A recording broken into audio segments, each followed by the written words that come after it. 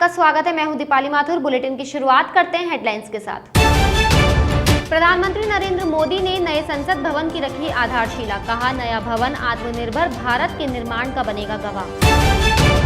सांसद दिया कुमारी ने मुख्यमंत्री अशोक गहलोत का जताया आभार। कहा, महावतों और उनके परिवारों को दी आर्थिक मदद के लिए धन्यवाद।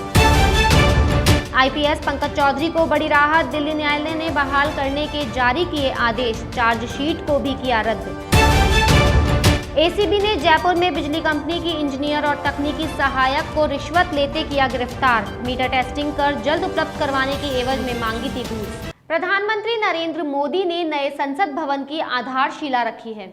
इस कार्यक्रम में गृह मंत्री अमित शाह समेत प्रमुख मंत्री मौजूद रहे। 4 मंजिला नए संसद भवन का निर्माण 971 करोड़ रुपए की अनुमानित लागत से 64,500 वर्ग मीटर क्षेत्रफल में किया जाएगा। नया संसद भवन भारत की स्वतंत्रता की 75वीं वर्षगांठ यानी 2022 तक बनकर तैयार हो जाएगा।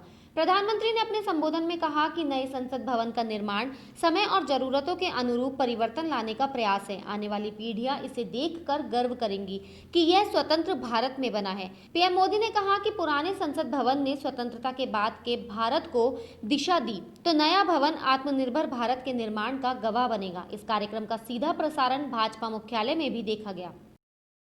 पश्चिम बंगाल दौरे के अंतिम दिन भाजपा के राष्ट्रीय अध्यक्ष जेपी नड्डा ने दक्षिण 24 परगना में सभा को संबोधित किया। सभा को संबोधित करते हुए भाजपा अध्यक्ष ने कहा कि आज मैं यहां मां दुर्गा के आशीर्वाद से पहुंचा हूं। टीएमसी के गुंडों ने प्रजातंत्र का गला घोटने में कोई कसर नहीं छोड़ी थी। ये अराजकता ज्यादा दिन नहीं चलने वाली है। ममता जी की सरकार यहां से जाने वाली है और बंगाल में कमल खिलने वाला है। वहीं इससे पहले डायमंड हार्बर में भाजपा अध्यक्ष जेपी नड्डा के काफिले को पथराव कर रोकने की कोशिश की। इससे काफिले में शामिल भाजपा महासचिव कैलाश विजयवर्गीय की गाड़ी का शीशा भी टूट गया। वे बाल बचे।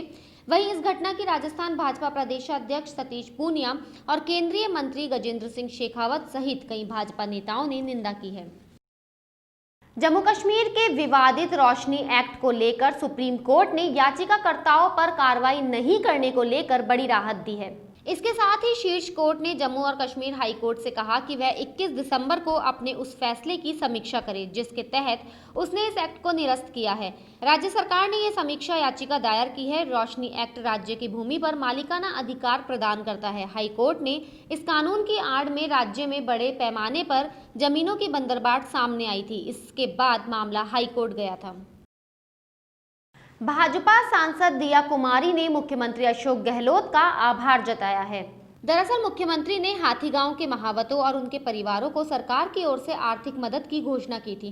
राजसमंद से सांसद दिया कुमारी ने ट्वीट के जरिए मुख्यमंत्री का शुक्रिया अदा किया। उन्होंने लिखा, मेरे सुझावों पर विचार करके हाथीगांव के 95 हाथियों और उनके महावत परिवारों को राहत उपायों में विस्तार देने के लिए धन्यवाद। दरअसल ये तमाम घोषणाएं और कवायद कोविड-19 महामारी के कारण महावतों और उनके परिवारों की आजीविका प्रभावित होने को ध्यान में रखते हुए की गई है।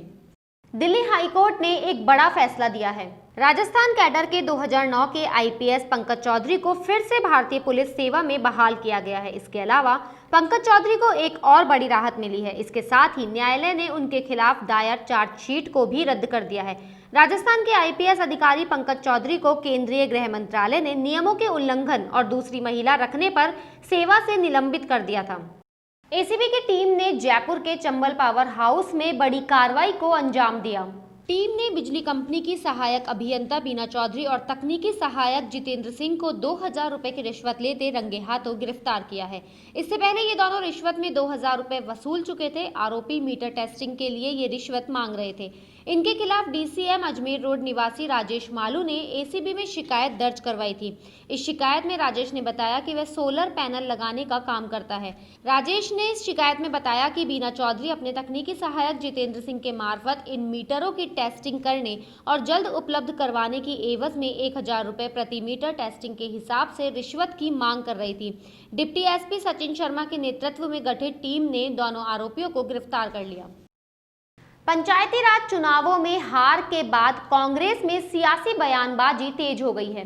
परिवहन मंत्री प्रताप सिंह खाचरियावास ने पंचायत चुनाव में हार के बाद कहा कि हार के कारणों का विश्लेषण किया जाएगा, कहां कमी रह गई इसको देखा जाएगा। बीजेपी को ज्यादा खुश होने की जरूरत नहीं है। उन्होंने दावा किया कि 3 विधानसभा उपचुनावों में कांग्रेस जीतेगी। मंत्रियों के इलाकों में हारने पर खाचरियावास ने कहा कि चुनाव परिणाम हमारे लिए वॉकअप कॉल है। वैज्ञानिक पत्रकारिता, नवाचार, उद्यमिता एवं युवा वैज्ञानिकों को स्ट्राइड पुरस्कार दिए जाएंगे। इसके लिए शासन सचिवालय में स्ट्राइड अवार्ड की गाइडलाइंस के लिए आयोजित विशेषज्ञ की बैठक हुई। बैठक को मुख्य सचिव निरंजन आर्य ने संबोधित किया। यह आयोजन वीडियो कॉन्फ्रेंसिंग के माध्यम से हुआ। उन्होंने कहा कि विज्ञान एवं प्रौद्योगिकी के क्षेत्र में मुकाम हासिल करने वाले राजस्थान मूल के युवा वैज्ञानिकों, नवाचार एवं उद्यमिता एवं वैज्ञानिक पत्रकारिता से जुड़े पात्र लोगों को 28 फरवरी को विज्ञान दिवस पर राजस्थान स्टेट स्ट्राइक अवार्ड प्रदान किए जाएंगे। 3 श्रेणियों में 24 योग्य उम्मीदवारों को 4 पुरस्कार दिए जाएंगे। प्रत्येक श्रेणी में 8-8 लोगों को पुरस्कृत किया जाएगा। प्रदेश में 6 दिसंबर को हुई जेईएन भर्ती परीक्षा का पेपर आउट होने के मामले में एबीवीपी ने अनूठा प्रदर्शन किया। विरोध कर रहे छात्रों ने राजस्थान विश्वविद्यालय परिसर में ही सामूहिक फांसी लगाई। उन्होंने सरकार से इस मामले में उच्च स्तर पर जांच करवाने और भर्ती परीक्षा को रद्द करने की मांग की है। इससे पहले सभी कार्यकर्ताओं ने यूनिवर्सिटी के बाहर विरोध प्रदर्शन किया और नारेबाजी भी की। एबीवीपी के प्रदेश मंत्री होशियार मीणा ने बताया कि छात्र बड़ी मेहनत करके परीक्षा की तैयारी करते हैं, उसके बाद परीक्षा देते हैं ताकि उम्मीद रहती है कि वे पास होकर नौकरी लगेंगे और अपना व अपने परिवार का भविष्य बनाएंगे। लेकिन परीक्षा देने के बाद पता चलता है कि पेपर आउट हो गया। हमारी मांग थी कि जेई के पेपर को निरस्त किया जाए, लेकिन जेई नहीं, इस राजस्थान में जितनी भी वैकेंसी हो रही है उन वैकेंसी के पेपर आउट होना और आउट के साथ में वो मार्केट में 20-20 लाख रुपए के सौदे की तरह बिकना। यहाँ गाजर मूली की तरह पेपर बेच रहे हैं। इस राजस्थान की सरकार को शर्म आनी चाहिए कि किस तरीके से इन छात्रों के भविष्य को अंधकार में डालते हुए गरीब किसान का बेटा गाँव से पढ़ने आता है, वो 15-20 लाख रुपये का कर्ज होने के बाद में उसको इंजीनियरिंग की डिग्री मिलती है और उसके सपनों के अरमान जब टूटते हैं जब मार्केट में पेपर आता है। आज अंदर के मन व्यथित होकर, दुखी मन होकर कहता है कि वास्तव में सरकार का कोई जिम्मेदार उत्तरदायित्व नहीं मिलता। कल हमारे पास में कोई डेलीगेशन को मिलने के लिए नहीं आया। शर्म आनी चाहिए। 500 छात्र उस बोर्ड के बाहर खड़े रहे, हमको कोई मिलने नहीं आया। और उसके बाद में हमारा सांकेतिक प्रोटेस्ट ये है कि छात्र मरेंगे नहीं तो क्या करेंगे। फांसी लगाने के अलावा छात्र के पास में कोई विकल्प नहीं है। आज सांकेतिक फांसी लगाकर छात्र ये मांग कर रहा है कि बेरोजगार किसानों के जो बच्चे हैं उन बच्चों का ध्यान दो, इनकी नस्लों को खराब मत करो आप। राजस्थान हाई कोर्ट ने आरएएस इंटरव्यू भर्ती प्रक्रिया 2018 पर रोक जारी रखी है। आरपीएससी की ओर से ये इंटरव्यू 7 दिसंबर से शुरू होने थे। इंटरव्यू में भूतपूर्व सैनिक और डीसी कैटेगरी के अपात्र अभ्यर्थियों को शामिल करने को लेकर कोर्ट में याचिका लगाई गई थी। इस पर सुनवाई करते हुए कोर्ट ने साक्षात्कार पर लगी रोक को 14 दिसंबर तक जारी रखा। साथ ही आरपीएससी को दिए आदेश में अपात्र अभ्यर्थियों को हटाने के संबंध में शपथ पत्र पेश करने के आदेश दिए। जस्टिस एसपी शर्मा ने ये आदेश दिए हैं। बुलेटिन में फिलहाल इतना ही। अगर आपको हमारा वीडियो पसंद आया हो तो हमारे चैनल को लाइक, शेयर और सब्सक्राइब जरूर करें।